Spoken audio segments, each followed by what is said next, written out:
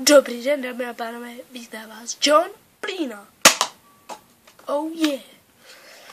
Dneska si natočíme takový menší videjko, který bude prostě dobrý. Tak si ho užijte a začínáme teď. Oh yeah. Takže máme tu krásný den. Máme pistol, míčky, smradlavou botu a pak máme auto. A tušku, tohle vše se nám dneska bude hodit. Takže tušku použijeme, aby jsme si nakreslili na obočí něco. Či mám nápad.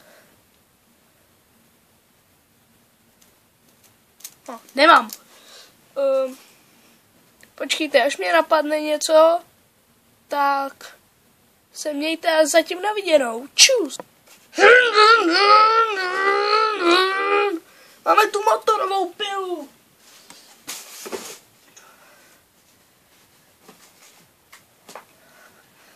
Máme tu MP3.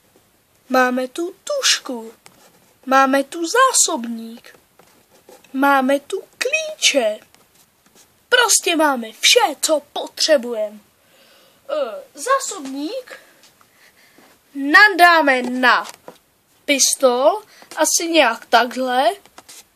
A pak jednoduše budeme brát náboje.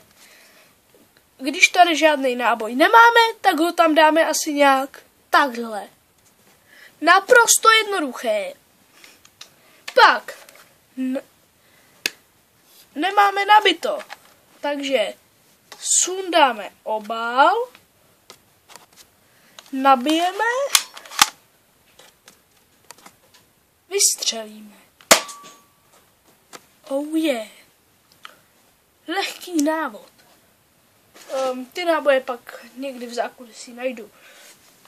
Máme tu 2 smradlavé boty. Máme 2.